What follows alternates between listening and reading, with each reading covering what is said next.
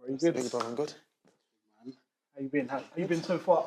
Very well, thank you. What you been up to today? Yeah, I'm just coming here to talk, man. See what's going on. Yeah, What's your morning been saying? I was doing some like life admin errands in the morning, so just taking, you know what Saturdays are like. yeah. You know what? My morning was just getting here. I was telling them, it took me 3 hours to get here. Bro, where you coming from? Not even, I had to do things on the way. On the way, okay. But yeah, but all in all, it's been a good morning, man. Got to see some old faces. Happy to see them. So yeah, man.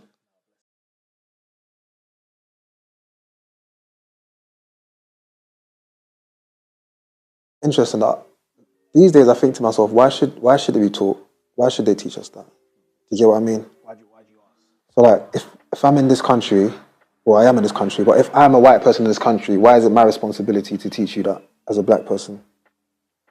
Okay, that's true, but then why is history not just limited to then just British history? Because then you could say that, okay, if you're in Britain and you're a white person or something, then you just teach British history for their eternity. But they do branch out into other areas, but it feels like it's like selective. Yeah, it is. I know. I'm not saying that it shouldn't be, but it's like when you think about it, why should a white society teach black people about all the positives, and even not just positives, but all the different parts of, like, why should they be that thorough with what they're teaching us? Because they don't do the same with other. Like, it's not like we're saying they fill in all the gaps of Asian history, and Asia is a massive place. Do you get what I mean? Yeah, So it's like, true. I think we kind of need to talk about how do we regain the power by excluding them from the conversation and educating ourselves all year round, as opposed to relying on them, if that makes sense. Yeah. A blanket statement will be read out. Each participant must hold up their paddle, indicating whether they agree or disagree. Thumbs up indicates agree, thumbs down indicates disagree. Participants will then be asked to discuss their reasons for their stance. Hi, my name is Michael and I'm 28 years old. Hi, my name's Steve and I'm 27 years old. Obviously, I love being black. Well, it's not obvious, but I definitely love being black. One of the things I love the most about being black is just the ability to be able to connect and talk to many different people in different places, especially living in the UK. So, for example, if I go to Manchester, if I go to Birmingham, if I go to London, if I see a black person, there's a certain connection we have before we've even spoken that I don't know if other races have it, but I know that black people have it. And it's just having that connection with people before you've even got a chance to get to know them. I just love our cultures, the different cultures we have. There's a lot of layers to that question, I can't lie. I don't know how in depth I can go to answer that, but yeah. I love how diverse that word even means, because it's not just like from one type of country or one type of like way of doing things. You've got the African side, the Caribbean side, the side from many different areas of the world. So I think I just love how diverse our music is, our food is, and just the energy that we bring to every kind of situation in life is. Next statement was, black people don't do enough to highlight black history. Don't do enough. I disagree, man. I'm gonna say agree with the caveat. Disagree. So my agree with a caveat is it's factually true, but I don't think it's our fault, because it's similar to what we were kind of talking about before in terms of like whose responsibility it is. Like, well, so you born and raised in this country, right? Yeah. So both of us, we're like born and raised in Britain. So like, if we're going to look back at the history of like our roots and stuff, like, we have to then go kind of outside of our comfort zone to then go and learn about that. So we're born and bred with like Henry VIII, the Victorians, blah, blah, all these kind of people. That's what we're taught in school. So it's not necessarily our fault that we don't know about black history, and to then go and teach it to like other people and other stuff. So the fact is, like, black people, quote unquote, are not doing enough, but I would say that it's not our fault that we're not doing enough, because we have to go and learn about our own history. So much more white people who the history didn't even affect, but they also have to go and learn about it to then go and teach. So that's why I feel like it's a collective responsibility to learn as a collective, and then like make it part, whatever you're teaching, make it part of like the general kind of theme, the general curriculum that is taught, and then everyone kind of learns together about everyone's different culture if you're going to teach about it. Yeah, I disagree with that, because I have an issue with us having to walk around representing black history. Like, when you say black history, what does that even mean?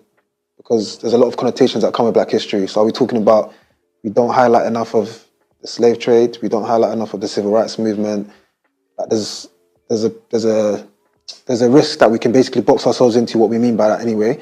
But then on the other side of it as well, just being a black person that's alive, I think that's you're every day we're walking, we're creating Black history. Yeah, Do you get what I mean? facts. So it's like I don't even know what it would look like to represent Black history more as a black person, outside of like maybe becoming like a, you know, you become a full-time activist or some.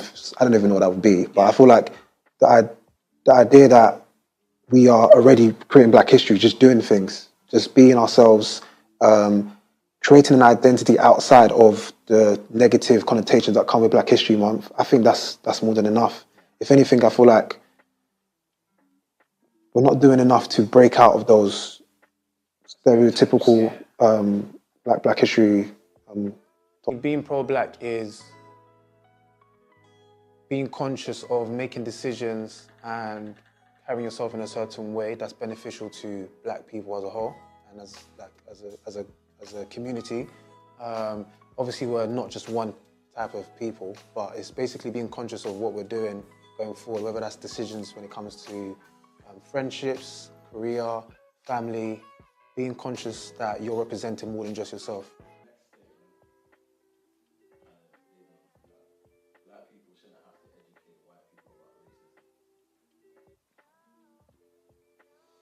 Black people shouldn't have to educate.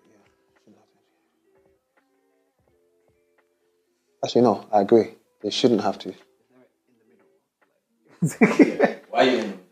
I'm in the middle because my instinct is no, because like Google is free, the internet is free, like people have access to all these kind of resources to understand the history of racism, like whether a certain thing will be classified as racist or not. So I think on that immediate level, it's a no, because it's like there's enough resources. The same way we can go on Google to learn about things, white people can also do this. But the part where I say yes is more how certain aspects of racism affect the individual you're in a conversation with. So because I can say in reality, there's some things that will or won't affect certain people differently. So if you're in a conversation with someone, then the person has a responsibility to educate. Like if I'm a black person, I have a certain responsibility to educate the white person on if something is actually offensive to myself or not in that specific scenario. That's where I say towards like if something is offensive to me, then I have a right to kind of speak up and be like, that's offensive. Like, please don't say this, or I'm not comfortable with this. Because they could go to another black person, and that person might not actually like be bothered about it or not actually find it offensive. So we do have the responsibility as humans to kind of like educate each other on that small level. But I think on a wider level, it's like, okay, like you know not to say the N word. Like you've been living under a rock if you don't know that. Yeah. I still don't think they should have to. So I think enough's happened for a white person in the UK anyway. I can't speak about other countries. I think enough's happened for a white person to want to have the interest in what racism is. Things like Brexit, things like George Floyd, things like just Black History Month in itself. Enough's happened for you to want to know about racism. If you don't know about racism, I'm questioning a lot of things. Like something's wrong. Yeah. Me having to teach you about racism in certain moments, yes. I feel like in certain conversations it does make sense to like, oh, that's a bit offensive if you didn't know, because obviously we need to make progress, and sometimes things are just done out of innocence. But there's a particular level of racism that I feel like every white person should understand. The same way as a black person, there's certain things I wouldn't do to other cultures. It's like I'm not expecting them to teach me not to say certain words, or even with opposite sex, there's certain things I wouldn't say. So I think there's a base level of Right from wrong. Yeah, that you should know, and that you should research about if you didn't know about why things like stop and search can be racist, why things like there's a whole list of topics you can list out. But yeah, I don't think we should have to educate on certain things. But at this point, you should know. Yeah, no, I agree. On that base level, it's like there's certain things where like you teach a child like right from wrong. You teach a child don't put your hand in a fire. You teach a child like don't hit people. Like these like basic things to do with like racism is like okay, like, don't bring up these certain insults, etc. Like there's certain things which like. But sometimes I start to think about like the white people who have never met a black person in their life before, never interacted with a black person. And yes, they might be on social media and stuff, but it's different like when you're kind of interacting with people face to face. That's why I kind of have some of the thought for us to work a bit more collectively. If it's a white person who's never interacted with a black person all their life, and maybe have never even been exposed to black culture, if they now, like, I don't know, now come to work in London, which is very multicultural, and they start to work with like people with different races, and then they come into contact with a black person, and then they might say something that is like not outwardly racist, but it might be like subtly racist.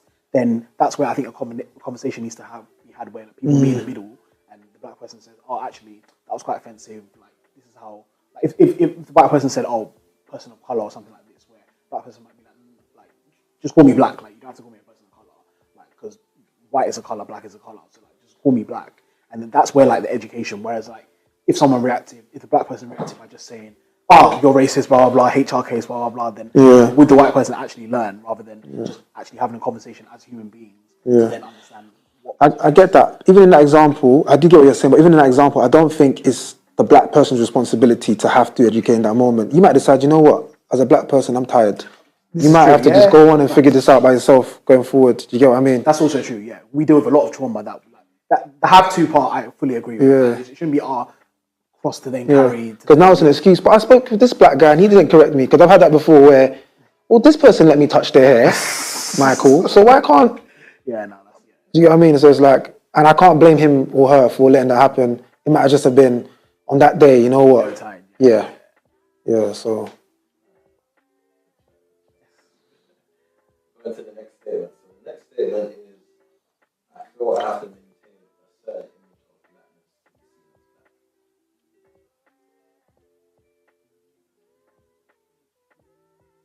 I'll put it in the middle again.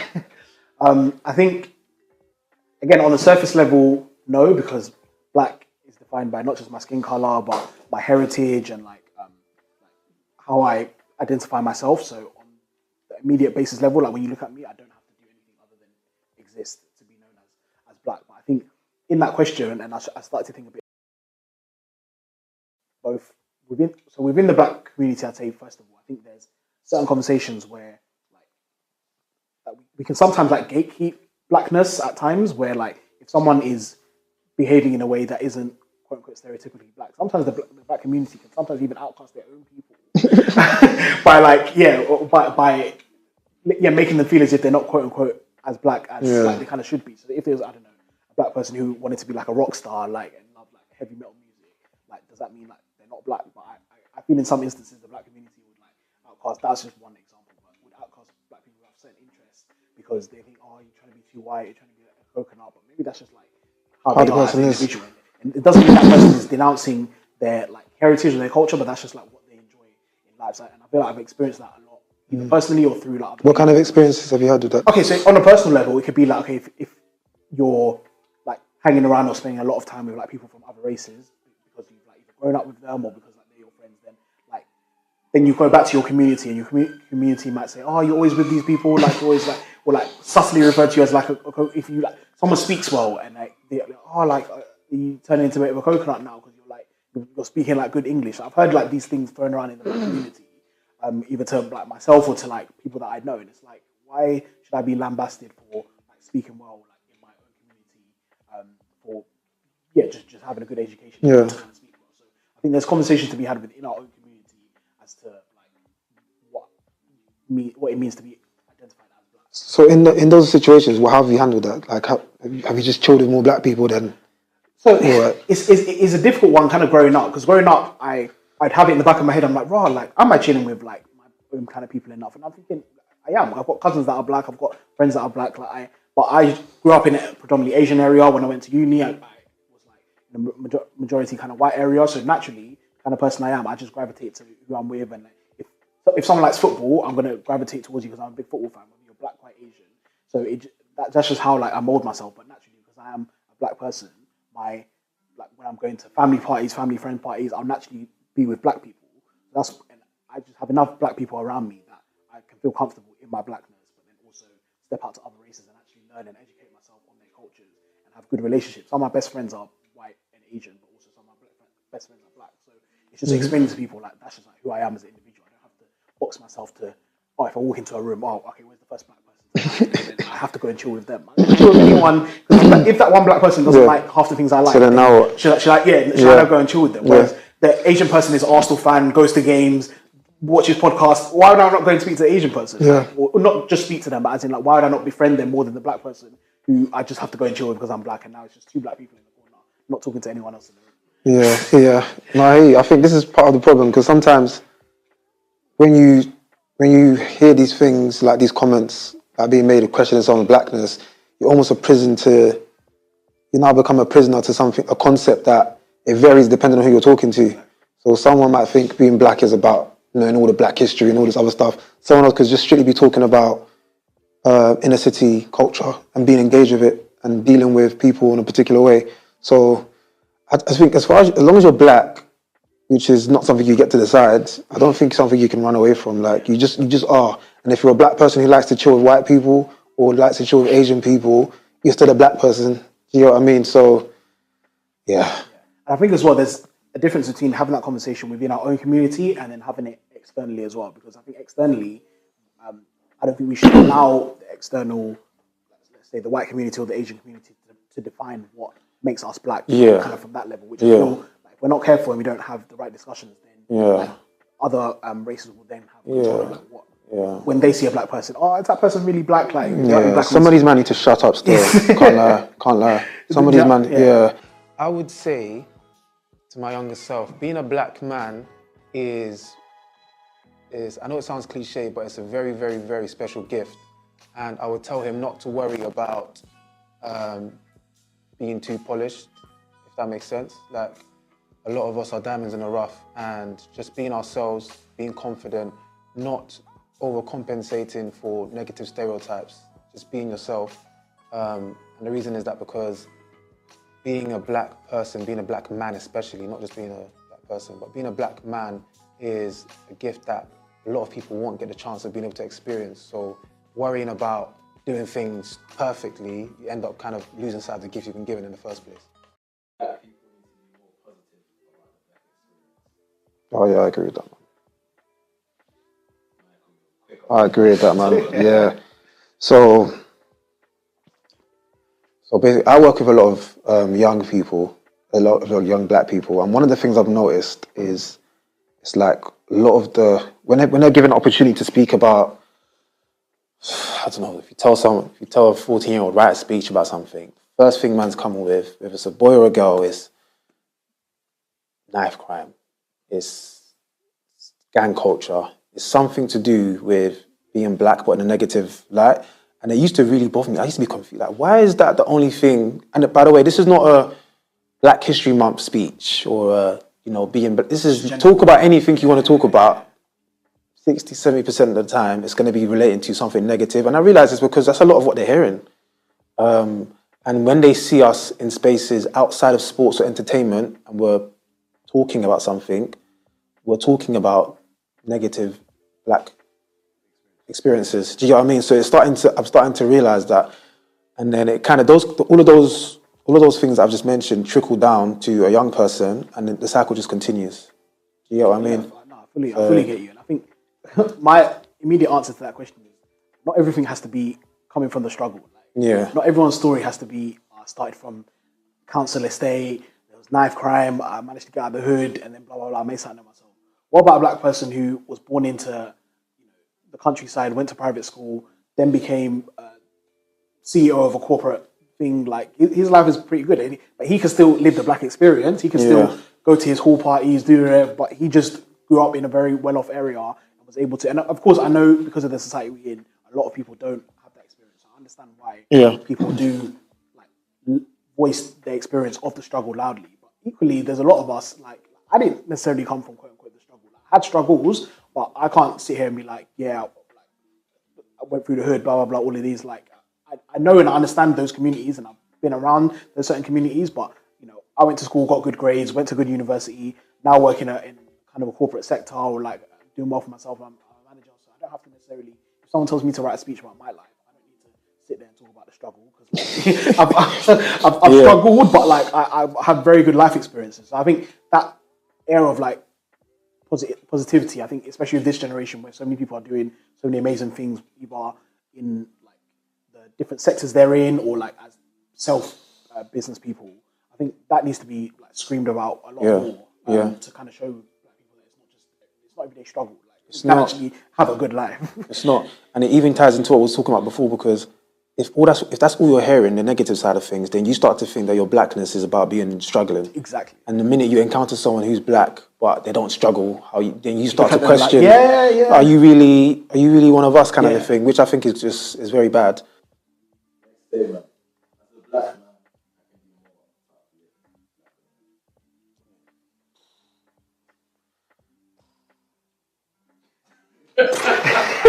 I can do more to uplift Black women. Yeah. Because I had to think about it for a bit, can't lie to you. There's only so much you can do for other people. So that question is quite loaded, because you have to like break it down. Like, am I doing enough as it is? What if I feel like I am doing enough already? Now, it looks a bit mad if I say, no, I don't feel like I need to do more. Do you get what I mean? So that's a very technical question. But I feel like the area I can do more, and this might be a bit unpopular, but I think the area where we can do more as men is actually speaking to women about holding each other accountable and basically pushing themselves to do the things that they're not doing, that they could be doing, but they're kind of distracted with what we're not doing. And so that becomes a conversation, as opposed to what's happening on your side and how could you guys work with each other to do better. I feel like if more men like myself and like you were vocal about telling them, okay, yeah, we know we're not getting certain things right and maybe we could do more to basically better things, but the conversation about how you guys do a lot of things could help them more, I think. Like when it comes to relationships, a lot of women don't hold each other accountable. And as a man, it's very tempting to kind of like give in to the, sorry, we do bad things to you guys, but sometimes you got to tell them, no, actually, why do you accept this from X, Y, Z individuals that are men? So I know my answer's a bit different, but yeah, I could do more by making them hold each other more accountable. That's my answer to that. Might sound a bit mad, but my answer was yes. It related to, I guess, just our position in society, because I kind of view, like, unfortunately, Black women are seen as like kind of one of the lowest parts of society in terms of like what roles they get, in terms of pay. Well, who based on what though? Based on like statistics of, okay, who gets paid more, who gets more opportunities. Like, this is how like society is kind of like operating in a way like that.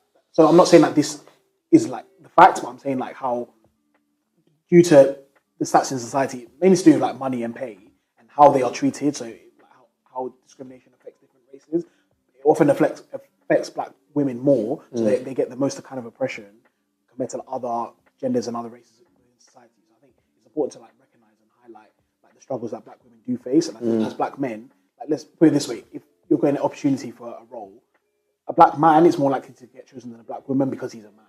So even though they're both Black, so they might get less chances than an Asian man or Asian woman. What can he do in that situation to help her? So in that, it's first like recognizing it, but then also like understanding that even the small privilege you have over them in society, and then if you get into a space where you can open up a door for a Black woman, then kind of recognizing if there's a chance to kind of do that, and it's just being more conscious of like the privilege that we do have as men in society. I think even in like society, to do with like how we even like treat our Black women and actually understand some of the struggles they go through, because I think Black women do suffer a lot from like men in society, but often like sometimes like their own people, so like the things that Black men do to them. So I think we kind of touched on it earlier. So it's a case of like recognizing when our brothers are actually like doing things to harm like our sisters essentially, and then first conversation for us should be like talking to our brothers, but then also like talking to our sisters to understand like, what struggles they're going through, and then taking that back into our conversations with our brothers to say, look, like this is how you treated us, like our sister, it wasn't cool, like let's have a conversation, blah, blah, things like this. I think it's just more having like those open kind of conversations on both sides. I'm going in the middle. Yeah. Is that in the middle? Well, to my camera. Oh yeah. Oh well, I'm doing both. I'm doing both. Yeah. I can start. I think yes again, but with a caveat. So the yes is yes. Like it's actually tiring and difficult to always hold on to the trauma. So I think to be able to even uplift ourselves, like we have to cut those chains that are weighing us down and that like we're always kind of associating ourselves with. Even just looking at Black history, even recognizing within ourselves that Black history goes way beyond slavery.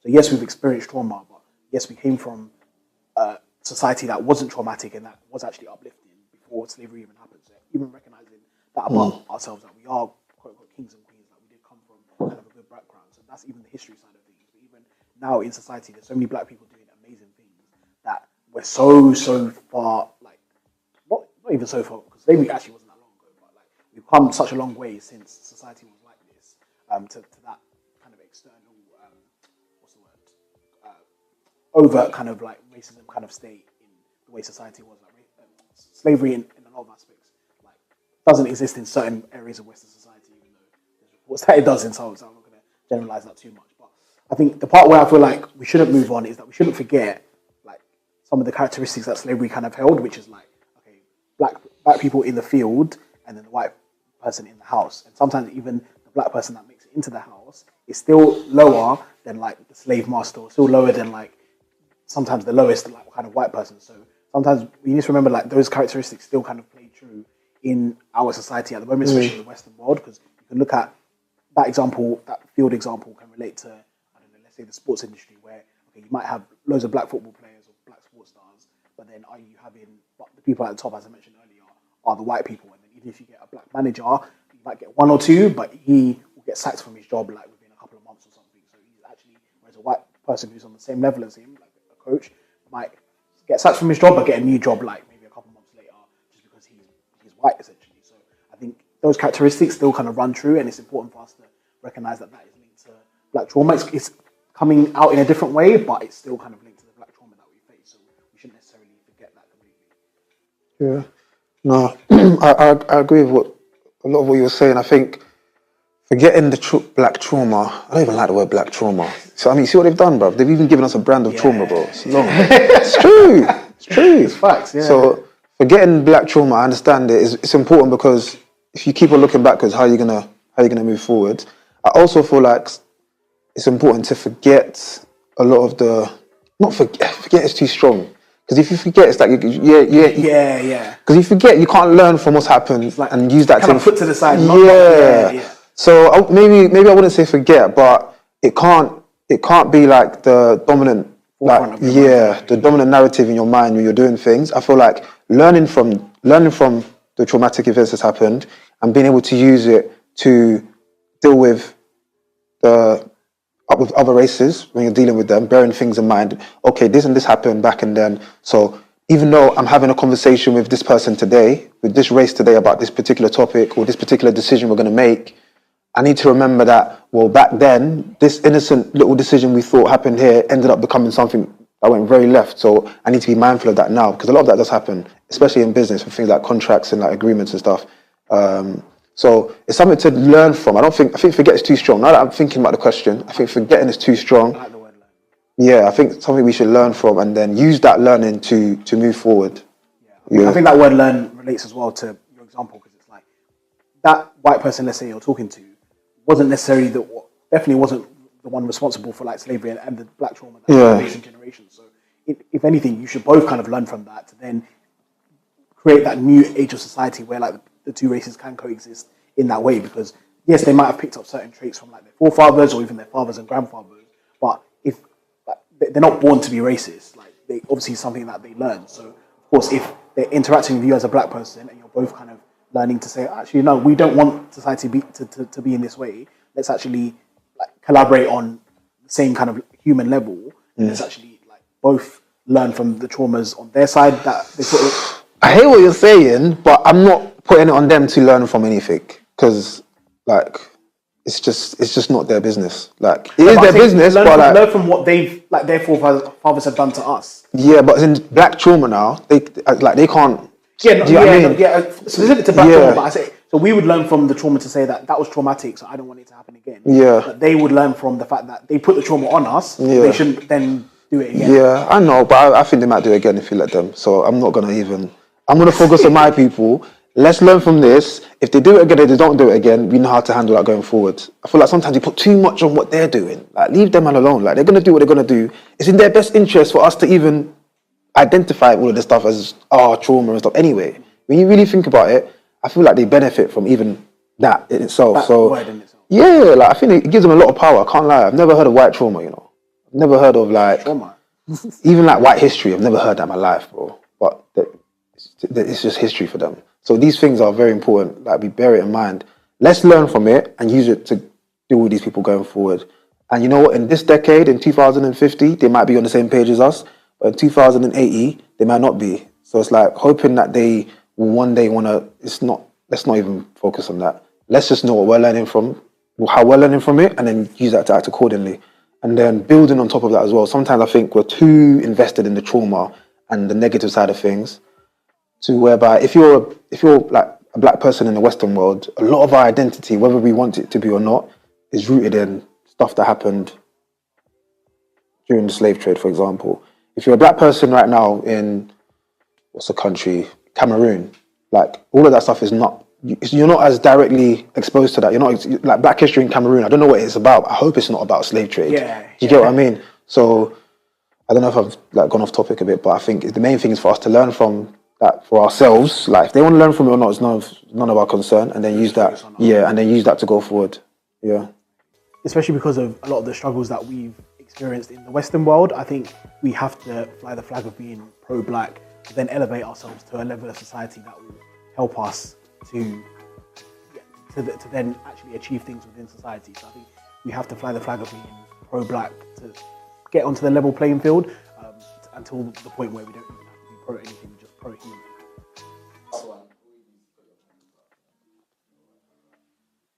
Personally, I could do more for Black History Month.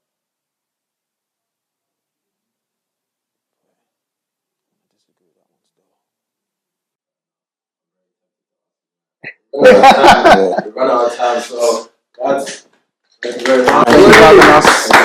That was a tricky one, wasn't it? Yeah, I know.